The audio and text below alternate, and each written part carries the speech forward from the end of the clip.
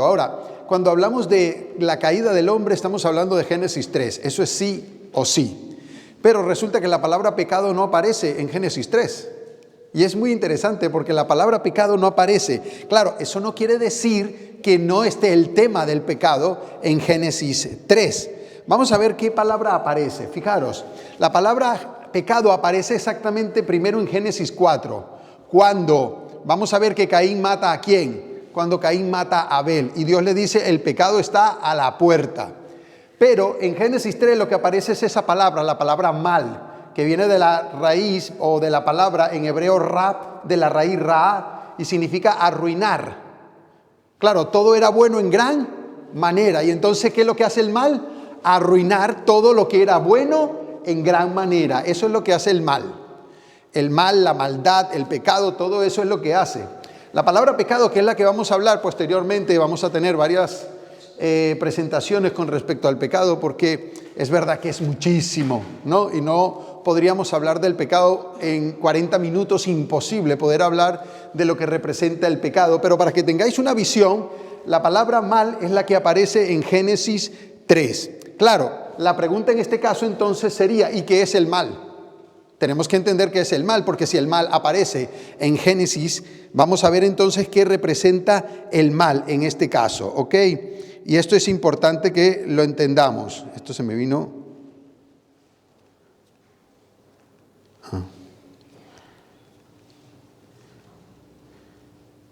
Muy bien. Génesis 3, vamos a ver qué es el mal. Fijaros, dice, hablando en este caso, el que está hablando es Satanás, y Satanás va a expresar estas palabras, y fijaros cómo la va a expresar. Dice, sino que sabe Dios que el día que comáis de él, serán abiertos vuestros ojos y seréis como Dios, sabiendo el bien y el mal. ¿Ok? La palabra ra, la palabra mal. Ahora, es interesante que veamos nosotros que aquí lo que sugiere Satanás es que el mal es parte de la sabiduría de Dios. Si leéis bien, el que está hablando es Satanás, y Satanás está diciendo que a Eva le está diciendo que seréis como Dios. ¿Y cómo es Dios? Que Dios sabe el bien y sabe qué cosa también, el mal. Entonces, ¿qué está sugiriendo Satanás? Satanás está sugiriéndole a Eva de una forma especial que el mal es sabiduría ¿de quién? Es sabiduría de Dios. Eso es lo que está proponiendo con este texto, que el mal es sabiduría de Dios. Ahora, una cosa es que el mal sea sabiduría de Dios y otra cosa es que Dios sabe cuáles son los resultados del mal sin que estos sucedan. Esa es la gran diferencia. El mal no ha sucedido y sin embargo Dios está diciendo cómo puede venir el mal. ¿Y cómo va a venir el mal? Sencillamente si desobedecemos el hecho de no comer del árbol. ¿Ok? Esa es la clave fundamental que nos quiere enseñar, no como lo dice Satanás o como algunos lo pueden leer. Ahora, si vamos a saber si ahí que seremos como Dios sabiendo el bien y el mal, la pregunta es, ¿cómo se llamaba el árbol prohibido por Dios? ¿Cuál era el nombre? Muy bien, el nombre del árbol era el árbol ¿de qué? De la ciencia del bien y del mal. Entonces Dios está diciendo, mas el árbol de la ciencia del bien y el mal no comerás. ¿Y por qué razón no teníamos que comerlo? Dice, porque el día que de él comieres ciertamente moriremos, ¿ok? Moriréis. Entonces, si la raza humana está muriendo es porque de alguna manera hemos participado del fruto prohibido, ¿ok? Que se llama el árbol de la ciencia del bien y el mal. Ahí está la palabra ra, ¿vale? La palabra que significa, que representa el error, representa el desastre, ¿ok? Porque Dios había hecho todo en gran manera y ahora Dios está diciendo que si desobedeciéramos comiendo de ese árbol, entonces va a haber un gran problema. Ahora, Dios sabía que si desobedecíamos tendríamos que vivir las consecuencias de desechar su mandamiento, ¿sí o no? Eso lo sabía Dios, pero su gracia es muy grande y porque su gracia es muy grande, Él no quiere que nosotros terminemos como realmente merecemos. ¿Y cómo realmente merecemos terminar?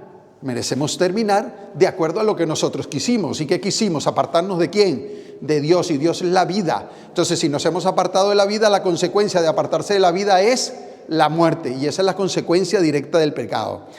Lo que sí tenemos que tener seguridad nosotros es que nosotros realmente no sabemos nada de nada.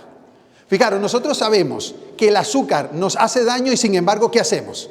Reincidimos en el azúcar. El azúcar es el peor o uno de los peores enemigos de la alimentación del ser humano. Sin embargo, estoy hablando del azúcar refinada. No estoy hablando del azúcar que traen las frutas, porque Dios al final hizo ¿qué cosa? Dios mismo hizo el azúcar, pero ¿en dónde viene añadido el azúcar? Según Dios, en los frutos, ¿ok? En las frutas. Sin embargo, el azúcar refinada, eso nos hace a nosotros daño y nosotros decimos que sabemos. Nosotros realmente no sabemos nada. Es más, nosotros sabemos que el azúcar es malo y sin embargo seguimos tirando del chocolate, de toda la pastelería, seguimos tirando de todo ese tipo de cosas. Sin embargo, sabemos que el azúcar es dañina y perjudicial. Ahora, vamos a ver que esto es lo que dice Satanás, pero Dios tiene que intervenir. ¿Y qué es lo que Dios le indicó a Adán? Fijaros, Dios le va a indicar algo a Adán. Y él va a decir, y Dios le dijo, ¿quién te enseñó? ¿Con quién está hablando Dios aquí? Con Adán. Le dice, ¿quién te enseñó que estabas desnudo? ¿Has comido del árbol que yo te mandé no comieses? Entonces aquí vienen cosas interesantes, ¿no? Cosas importantes. Vamos a ver cuáles son esas cosas importantes e interesantes que van a venir. Y vamos a ver que la consecuencia directa de desobedecer a Dios, lo primero es la desnudez, ¿ok? ¿Y qué representan las vestiduras? En la Biblia representa la justicia de Cristo. Pero cuando ellos ya la tenían, ¿qué representaban? El carácter. ¿Y qué significa eso? Que ellos tenían la potestad, el poder, tenían la cualidad, la característica de poder obedecer la ley de Dios por sí mismos. Cuando desobedecen la ley de Dios de forma voluntaria, ¿qué es lo primero que pierden? Esa capacidad, la capacidad de obedecer de forma voluntaria la ley de Dios. ¿Ok? Eso es lo que se pierde, es la forma más directa por haber desobedecido el mandato de Dios. ¿Ok?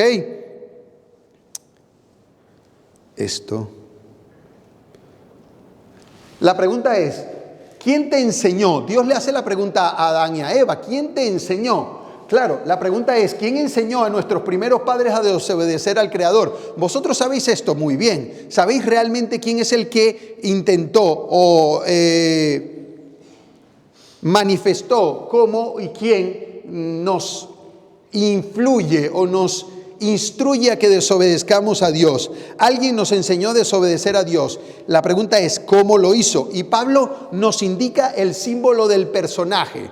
Fijaros cuál es el símbolo del personaje.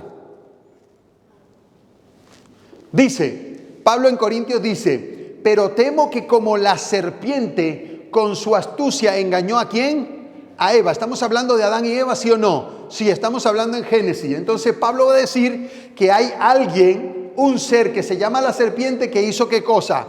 Engañar. Y ahora dice que no solo lo hizo con Génesis, con Adán y Eva, sino que ahora dice, encierra ¿a quiénes? Encierra a toda la raza humana, pero sobre todo a los hijos de Dios. Dice, vuestros sentidos sean de alguna manera extraviados de la sincera fidelidad a Cristo. Pablo va a hacer referencia o va a asociar tres palabras importantes. La primera palabra importante es fidelidad. La segunda palabra importante son sentidos. Y la tercera palabra importante, engaño. ¿Ok? Entonces, el engaño de Satanás utiliza nuestros sentidos ¿para qué? Para evitar nuestra fidelidad. Entonces, ¿dónde están puestos nuestros sentidos? Donde estén puestos nuestros sentidos, allí depende nuestra fidelidad o nuestra infidelidad. ¿Qué significa? Que Eva fue infiel. ¿Y por qué fue infiel? Porque puso sus sentidos ¿en dónde? En el fruto del árbol prohibido. ¿Ok? Entonces la pregunta es ahora, ¿dónde estamos poniendo nosotros nuestra mirada para poder ser fieles? ¿Cuántos queréis ser fieles a Cristo? Yo quiero ser fiel a Cristo, pero de una forma contundente. Pero para poder ser fiel a Cristo, tengo que tener cuidado con mis sentidos. ¿Y cuáles son nuestros sentidos? Las avenidas del alma. Por ahí empieza todo. Y creedme, por ahí sigue la situación del pecado y por ahí se finalizará también lo que tiene que ver con el pecado, con nuestros sentidos, importantísimo. ¿Dónde estamos poniendo nuestra mirada, nuestro oído, nuestro tacto, nuestro gusto? Todo, ¿dónde lo estamos enfocando y qué influencia estamos teniendo para que podamos ser fieles o infieles? Y de ahí depende el meollo del asunto. ¿Por qué? Porque Pablo está diciendo que ese fue el problema de Eva, ese engaño que la serpiente estableció directamente. Vamos a ver que en Génesis 3 entonces está la astucia de la serpiente para enseñarnos a desobedecer a Dios. ¿Quién es el que nos enseña a desobedecer a Dios? La serpiente. Muy bien. Pablo dice que el símbolo es la serpiente, pero ¿quién representa a la serpiente? Y sabemos que Juan es el que revela el gran misterio de quién es la serpiente. Y Juan dice, fue lanzado fuera el gran dragón, la serpiente antigua. ¿Y esa serpiente antigua cómo se llama? Dice que se llama el diablo y Satanás. Ahora, el diablo y Satanás hace varias cosas. Número 1, engañó a Adán y a Eva, pero ¿a quién más engaña? Dice, el cual engaña al mundo entero. Es decir, que tú estás en la mira de Satanás porque él quiere hacer ¿qué cosa? Engañarte. ¿Y cómo lo va a hacer? Como lo ha hecho siempre. Lo hizo con Eva a través de los sentidos y lo hace con nosotros a través de los sentidos. ¿Por qué? Porque los sentidos es la única forma de que entre información a nuestro ser y a nuestra vida. Son los sentidos. Por eso tenemos que tener sumo cuidado de poder poner y de proteger todo lo que se utiliza para que la información entre y penetre hasta cada uno de nosotros. ¿Ok?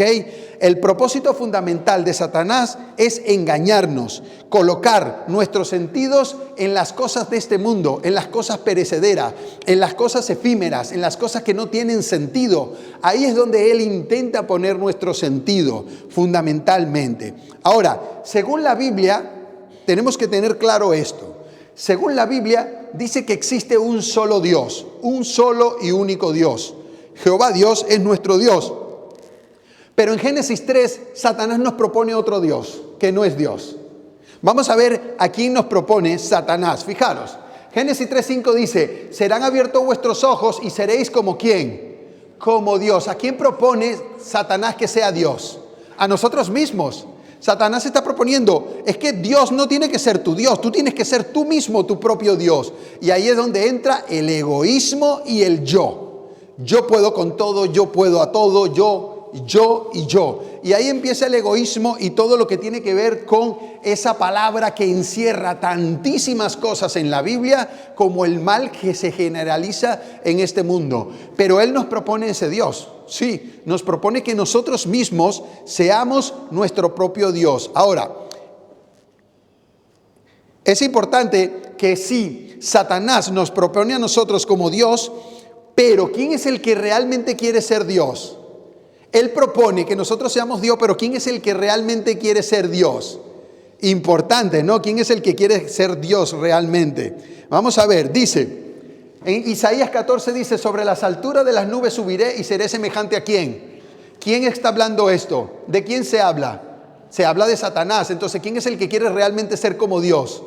Él es el que quiere ser como Dios. Sin embargo, Él nos vende a nosotros la mentira de que nosotros somos lo que debemos ser nuestros propios dioses. Sin embargo, el que quiere ser como Dios, en este caso, es Él mismo. Ahora, si Él mismo, la pregunta es, ¿en qué sentido Satanás quiere ser semejante al Altísimo? Porque ¿creéis que Satanás no sabe que Él es un ser creado y que Él no puede crear nada? ¿O creéis que Él se levantó un día y dijo, voy a empezar a crear cosas? No. A ver, ¿cuál de vosotros no tiene conciencia de que no podéis llegar a ser como Dios en el sentido de crear? La raza humana tiene claro el sentido que no podemos llegar a crear cosas a partir de la nada como lo hace Dios. Satanás sabe lo mismo. Satanás no puede llegar a crear a partir de la nada. Es imposible. Él entiende de una forma especial, él entiende eso. Entonces la pregunta es, ¿en qué sentido quiere ser semejante al Altísimo Satanás? Y ahí está la clave de lo que nosotros debemos saber. ¿En qué sentido?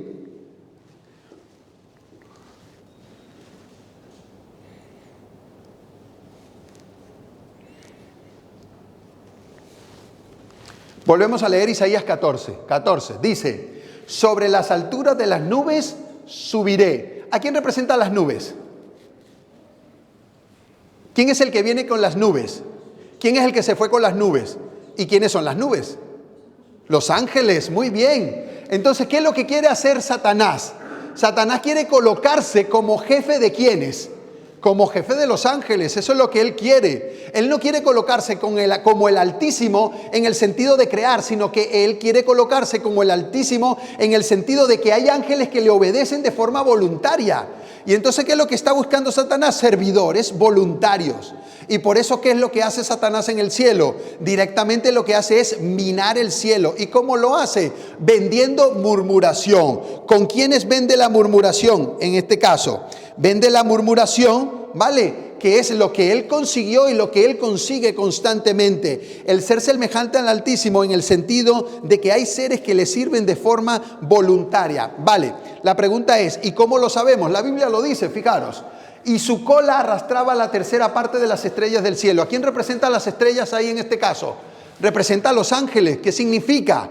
Que él, Satanás, tiene sus propios ángeles. ¿Quién lo dice? El versículo 7, fijaros abajo. Y el dragón y sus ángeles. ¿Y quién es el dragón? Dijimos ahora mismo que es la serpiente antigua, que es el diablo y es Satanás. Lo que significa que él tiene sus propios ángeles es porque él ha tomado de alguna forma el servicio voluntario de ellos. De esa forma, él quiere ser semejante ¿a quién? Quiere ser semejante al Altísimo, porque él no crea nada. Él no crea nada. En ese sentido es que él quiere. ¿Por qué? Porque él se goza con personas y seres que le sirvan de forma voluntaria. Eso es clave y es fundamental y lo tenemos que estar. Claro, la pregunta es, ¿Satanás logró esto en el cielo, sí o no? Por supuesto que lo logró. ¿Qué logró? Logró hacer de tal forma que lo siguiera un montón de ángeles y que le sirvieran de forma voluntaria.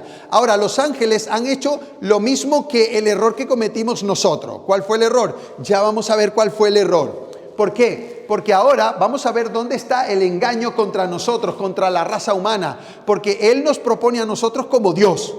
Pero entonces, ¿dónde está el engaño realmente que nos hace? ¿Por qué? La Biblia ha dicho que Él engañó ¿a quién? A Eva. Y que nos sigue engañando ¿a quiénes? A nosotros. Y que engaña al mundo entero. Claro, ¿dónde está dónde radica el hecho de que Él constantemente nos está engañando? Fijaros, aquí está la clave. Y esto es un versículo importante de Pablo. Dice, ¿no sabéis que si os sometéis a alguien como esclavo para obedecerle? Fijaros bien. Si os sometéis a alguien como esclavo para obedecerle, y ahora viene la clave, dice, sois esclavo de aquel a quien obedecéis. Pregunto, ¿a quién obedeció Adán y Eva? ¿A Dios o a Satanás? A la serpiente, ¿verdad? Entonces, ¿qué se constituye Adán y Eva? ¿En esclavos de quién? En esclavos de Satanás, correcto. Entonces, él ofrece que sean Dios, pero por debajo lo que hay es ¿qué? Una esclavitud. Él ofrece algo que parece buenísimo y Eva dice, wow, yo quiero ser como Dios, pero iniciando eso, es decir, aceptando lo que Él está diciendo, ella lo que se está convirtiendo en ¿qué realmente? En una esclava. Ella lo que se estaba, cuando digo ella, digo la raza humana, ¿vale? No digo específicamente Eva o Adán. La raza humana se ha convertido en una esclava, por eso dice, por cuanto todos pecados, todos están destituidos ¿de dónde? De la gloria de Dios. Y esa es la clave fundamental. Nos ofrece algo bueno, pero ¿dónde está la mentira? La mentira está escondida en el hecho de que yo te digo que vas a ser como Dios, pero realmente lo que vamos a hacer es ¿qué? Unos grandes esclavos. Y eso es lo que nosotros somos. Porque si a mí me vende la idea que seré como Dios, pero es verdad, oye, es atrayente, ¿sí o no? Por eso Eva toma y come, porque es atrayente, vas a ser igual a Dios. Uf, esto es buenísimo. Pero ¿dónde está el engaño? Por debajo, el hecho de que no vas a ser ningún Dios, sino que realmente vas a ser esclavo. ¿Y quién es el Dios tuyo ahora? El Dios tuyo voy a ser yo. ¿Por qué? Porque te conviertes esclavo a quien obedeciste. Y si lo obedeciste a Él, quieras o no quieras, te conviertes esclavo de ¿quién? Te conviertes en ese esclavo de Él. Esa es la clave fundamental. Y ahí es donde está la mentira. Y dice, y sea del pecado para muerte, o sea de la obediencia para la justicia. Dios dice, vale, estamos todos como esclavos, pero yo voy a dar una oportunidad, dice Dios. Si quieres cambiarte de familia, lo puedes hacer. Si no quieres seguir obedeciendo a Satanás, si tú obedeces para la justicia, te puedes cambiar de familia, te puedes cambiar de bando, te puedes cambiar de lugar y dejas de ser esclavo de Satanás, pero pasas a ser esclavo de ¿quién? Pasas a ser esclavo de Dios, ¿sí o no? Ahora, ¿prefieres ser esclavo de Satanás o esclavo de Dios? Claro, de Dios, evidentemente. Y somos esclavos de Dios por amor. ¿A quién? A Dios. Pero Dios dijo, y ahora no soy mis siervos, sino que ahora os llamaré mis amigos. Imaginaros, somos esclavos, sin embargo, Él todavía te da mayor interés y dice, no, es que no te voy a tomar como esclavo, sino que te voy a tomar como un amigo, porque un amigo sabe todo lo del otro amigo. Un amigo tiene una relación especial con su amigo. Dios es una pasada, Dios es interesantísimo. Sin embargo, Satanás dice, tú eres esclavo y ahora me sirves, quieras o no quieras. Qué antagonismo, ¿no? Entre uno y el otro. Qué interesante es esto. Satanás nos ofrece ser como Dios, pero realmente hemos llegado a ser esclavos.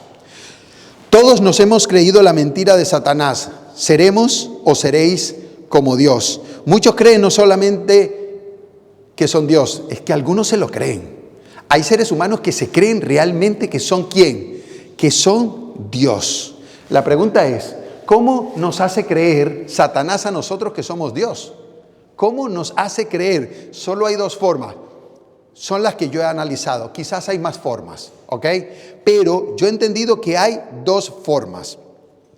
Vamos a ver cuáles son esas formas. Número 1, según la Biblia, por la cantidad de dinero que tengas. ¿Sí o no? ¿Concordáis conmigo? Ya vamos a verlo.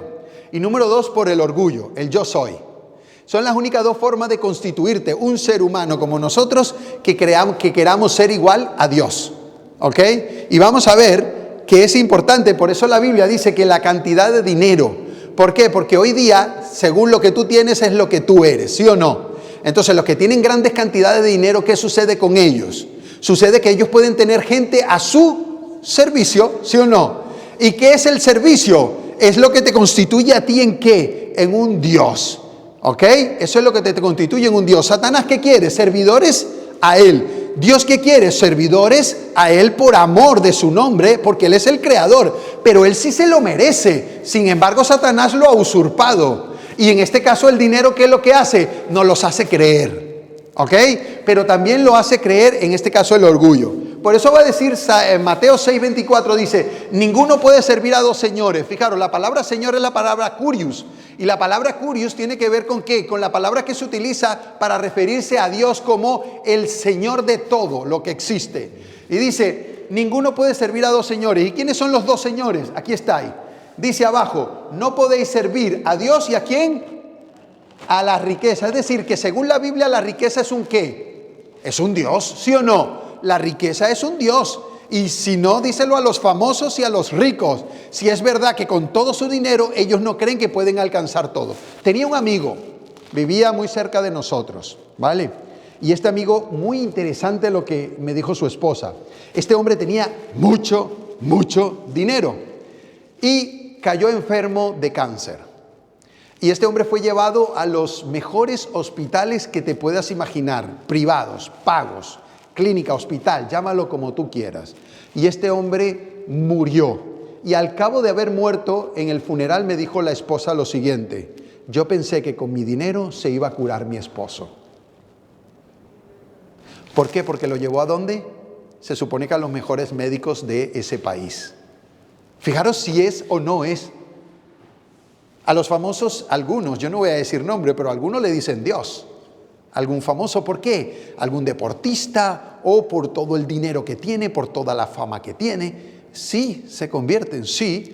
Realmente el dinero nos hace ¿qué? Nos hace ver a nosotros como señores. Pero ¿quién es el Señor realmente? ¿Nosotros o el dinero? El dinero. Eso es lo que nos hace a nosotros ser el Señor. Ahora, según el pensamiento mentiroso, el dinero nos hace poderoso, pero sobre todo porque otros pueden servirnos de acuerdo con el dinero que tengamos. Claro, este es en el primer sentido. En el otro sentido, el orgullo nos lleva a pensar que somos capaces de hacer lo que sea sin Dios.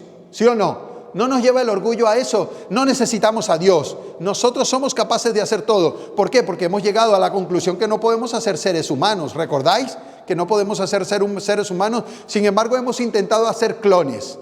Y con la clonación creemos que ya podemos hacer seres humanos. Y entonces vamos a hacer una réplica, ciencia ficción o quizás la ciencia oculta dice, vamos a hacer réplicas, y las réplicas son ¿para qué? No, son solo nada más para que sea de servicio. Es decir, si necesito un hígado, me pongo un hígado. Si necesito un corazón, me pongo un corazón. Para eso se supone que lo han hecho nada más. Pero no hemos llegado a la posición. Y sale, y no me recuerdo dónde escuché esta ilustración, pero recordáis que un hombre le dijo a Dios, es que yo no te necesito porque yo puedo ser igual a ti. Y Dios le dice, sí, ¿y cómo puedes ser igual a mí? Y le dice, yo puedo hacer un ser humano igual que tú. Y le dice, bueno, hazlo, que quiero verlo. Y entonces le dice, vale. Y va el hombre y va a coger tierra. Le dice, no, espera. Tú me dijiste que ibas a ser un ser humano. Bueno, eso es lo que voy a hacer, Dios. No, pero invéntate tu propia tierra porque esta es mía. El hombre no puede crear de la nada. El hombre hace a partir de lo que ya existe. ¿Ok? Y eso es fundamental. Pero el orgullo nos hace pensar que somos el yo soy. El orgullo nos hace pensar que el yo soy puede con todo. Pero sin embargo la Biblia dice que hay un solo yo soy. ¿Sí o no? Hay un solo yo soy. Y ese yo soy no es como el yo soy de nosotros. Porque ese yo soy se hizo siervo y se hizo obediente ¿hasta qué? Hasta la muerte y muerte de cruz. Ese es el gran yo soy. Ese es el gran yo soy, el que sirve a los demás. Ahora, ¿qué relación existe entre el pecado y los mandamientos? Porque Dios dice, yo te mando que no comas, ¿ok? Sin embargo, alguien te enseñó que si comes serás Dios, ¿veis? Entonces la pregunta es, ¿qué relación existe entre el pecado y lo que Dios ha mandado? Y ahí es donde está un poco la clave de todo esto. Y Pablo es un hombre que quiere entender qué es lo que le pasa, porque Pablo tiene un dilema. Pablo tiene un problema en su mente. Él quiere servir a Dios, pero hay una ley en sí que lo lleva ¿a qué? A desobedecer. Él quiere hacer lo bueno, pero realmente hace ¿qué cosa? Lo malo. Y lo malo que no quiere hacer, eso es lo que ¿qué? Lo que hace constantemente. Pablo tiene un dilema en Romanos 6 increíble. Y entonces él empieza con Romanos 7 a declarar algunas cosas importantes en la relación que existe entre los mandamientos y el pecado. Fijaros lo que dice, y hallé que el mismo mandamiento que era para vida, a mí me resultó para muerte. Y bueno, ¿y cómo entendemos esto? O es para vida o es para muerte. Pero si tú quedas leyendo hasta ahí, ¿qué estás diciendo? Fijaros, porque el pecado tomando ocasión por el mandamiento me engañó y por él me mató. Claro, si yo leo hasta ahí, yo tengo un problema. Parece que los mandamientos son buenos o son malos. Parece que son malos. ¿Por qué? Porque el mandamiento ha tomado la ocasión ¿de quién? Del pecado. Pero la Biblia da una declaración importante en Romanos 6:23 y dice que la paga del pecado, ¿qué cosa es? La muerte. Lo único que produce el pecado al ser humano, ¿qué cosa es? El pecado nunca son los mandamientos. Nunca son los mandamientos. Entonces, si lo dejo hasta ahí, tengo problemas. Pero si sigo leyendo, Pablo lo deja clarísimo. Fijaros lo que dice Pablo en el 12 y 13. Dice, de manera que la ley a la verdad es santa y el mandamiento es santo, justo y bueno. Bueno, ¿y cómo algo que es santo, bueno, justo y eso va a traer problemas a mi vida? No, ese no es lo que quiere decir Pablo. Los mandamientos nunca van a traer un problema a tu vida. Nunca lo va a traer. El problema del ser humano y de la raza humana es el pecado. Pero ¿quién es el que declara lo que es el pecado? La ley de Dios. Porque la función de la ley de Dios es decir lo que es bueno y lo que es malo. Por eso el árbol de la ciencia del bien y el mal lo que está declarando es que el mandato de Dios está implícito allí, todos los mandamientos de la ley de Dios. ¿Por qué? Porque cuando la quebrantas, la ley de Dios, eso es malo. Pero cuando la vives, ¿eso es qué cosa? Eso es bueno. ¿Entendéis? Y ahí está la clave. Entonces dice el 13, luego lo que es bueno vino a ser muerte para mí. Es una interrogante, es una pregunta y él mismo responde, en ninguna manera. El que está pensando que la ley es mala y que la ley ha sentenciado mi vida está equivocado, está muy equivocado. ¿Por qué? Porque no estudian el segundo propósito de la ley. El primer propósito de la ley es mostrarme lo que es el pecado. ¿Y cuál es el segundo? Porque la ley es nuestro ayo para llevarnos ¿a quién? Para llevarnos a Cristo. ¿Y qué es un ayo? Un maestro. La ley, su propósito es que cuando tú la quebrantas te dice, ve a uno que es poderoso para perdonar. ¿Quién es ese? Jesús de Nazaret. El segundo propósito de la ley fundamental. Dice, en ninguna manera, sino que el pecado, fijaros bien, el pecado para mostrarse pecado, produjo en mí la muerte por medio de lo que es bueno. Claro, ¿por qué? Porque la ley exige la sangre del pecador. Pero ahí es donde entra ¿qué cosa? La gracia de Dios. Porque la ley nos exige nuestra muerte, ¿sí o no? Porque la ley exige la muerte del pecador, del que la ha transgredido. Pero en este caso, ¿quién entra para sustituirnos? Cristo, por su gracia. Y dice, a fin de que por el mandamiento, el pecado llegase a ser sobremanera pecaminoso. Claro, ¿cómo se muestra el pecado? El pecado se muestra solo, única y exclusivamente por el mandamiento. Si nosotros no tuviéramos los mandamientos, no supiéramos lo que es el pecado. Entonces, no fue el mandamiento, sino el pecado lo que engañó y mató. Es el pecado lo que engaña y mata. El pecado es personificado y vamos a ver que aparece ejerciendo un poder tentador y para destruir. ¿Y quién es el tentador que intenta destruir? Satanás. ¿Y cómo lo hace? A través de la tentación y a través de los sentidos, como lo hizo con Eva y como lo sigue haciendo con todos nosotros hoy día. No hay ninguna nueva forma de hacerlo. No existe, es la misma forma. Por eso es el propósito que lo define. Normalmente corresponde a Satanás, el destructor y el tentador. Pero tenemos que darle gracias a Dios porque también está escrito lo siguiente. ¿Qué está escrito? Dice, pero la ley se introdujo para que el pecado abundase, mas cuando el pecado abundó, ¿qué sobreabundó? La gracia, el amor de Cristo sobreabundó. Buenas noticias, estamos condenados, merecemos morir, pero dijo alguien, no, te amo. Y doy mi vida y la pongo en lugar de la tuya. Eso sí es grande. Por eso sobreabundó, ¿qué cosa? La gracia. Esa es la clave fundamental. Ahora, porque estamos bajo la gracia, va a decir Romanos 3, porque estamos bajo la gracia, entonces tenemos que olvidarnos de la ley, que dice Pablo, en ninguna manera, sino que la confirmamos. Clave y fundamental. Sobreabundó la gracia. Para mí es un placer el hecho de que haya sobreabundado la gracia de Dios. Ahora, ¿qué nos enseña Génesis 2 y Génesis 3? Génesis 2 nos enseña que todo era perfecto, ¿sí o no? Nos enseña que todo era perfecto, ¿sí o no? Sin embargo, el mal, ¿vale? ¿Qué es lo que intenta decir Dios? Dios dice, el árbol de la ciencia de vivir en el mal tiene un problema. Y es que si comes de él, entonces todo lo que es bueno se va a ¿qué? A distorsionar. Todo lo que es bueno se va a distorsionar, correcto. La maldad va a entrar y esa distorsión va a hacer que todo lo que sea bueno va a ser malo. Y entonces Génesis 3 ¿qué nos enseña? Todos los resultados de haber ¿qué? De haber comido del fruto. ¿Y cuáles son los resultados? Porque los resultados del pecado es interesante, porque los resultados del pecado no solo te llegan a tu vida, sino a todo lo que te rodea. Entonces viene, ¿qué cosa? Viene la maldición a Eva, viene la maldición a Satanás y también viene la maldición ¿a quién? Al hombre. Pero la consecuencia de la maldición al hombre también recae ¿sobre quién? Sobre nuestro planeta. ¿Y por qué nuestro planeta está como está hoy?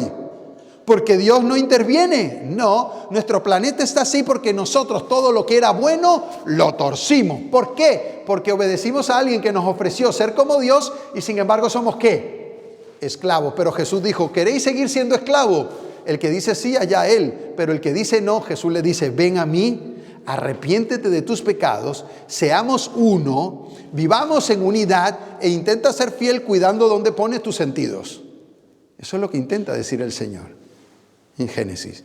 En Génesis nos enseña que lo primero que nosotros perdimos fue las vestiduras. ¿Y qué es lo primero que hace Dios? Volvernos a vestir. ¿Y qué es eso? El plan de salvación. Según Apocalipsis 13 dice que el Cordero que fue inmolado desde la fundación del mundo. ¿Y quién es ese? Cristo. ¿A quién representa esos animales que vistieron a Adán y a Eva? Lo sabéis, representa el símbolo de Cristo. ¿Y quién es el Cordero de Dios que quita el pecado del mundo según Juan?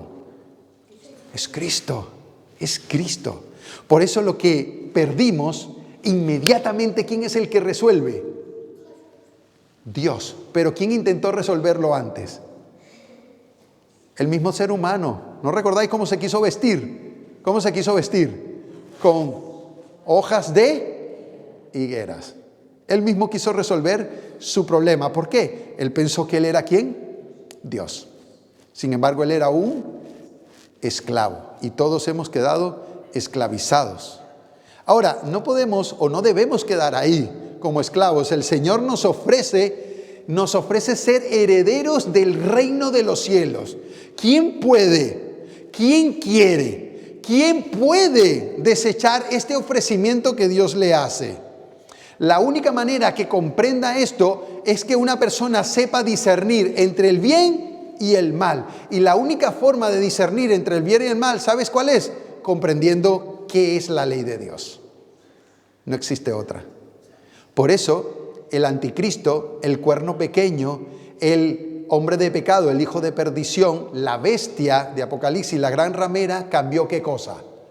Según Daniel 7:25, cambió los tiempos y la ley, porque al no tener la ley, la gente no sabe lo que es el bien y lo que es ¿qué cosa? El mal. Una vez que no saben lo que es el bien y lo que es el mal, ¿de qué me voy a arrepentir si no me importa lo que es el mal? ¿Por qué? Para mí todo está bien. Si no hay algo que me diga a mí lo que está mal, entonces para mí todo está bien. Y si todo para mí está bien, entonces no entiendo de qué tengo que arrepentirme. Y esa es la clave fundamental. Por eso dice también Santiago que si quebrantamos uno de los mandamientos, los quebrantamos todos. Por eso la relación especial entre los mandamientos y el pecado de forma antagónica, es decir, de forma contraria, es lo que tenemos que estudiar como seres humanos, como cristianos.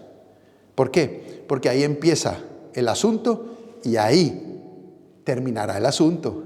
Pero a través de toda la historia, ahí está el asunto, la dificultad, el problema. Por eso debemos estudiar, porque eso fue lo que desechó realmente Caín. Y estudiaremos todo lo que representa el pecado, en este caso, en todo Génesis, o por lo menos lo intentaremos. ¿Vale?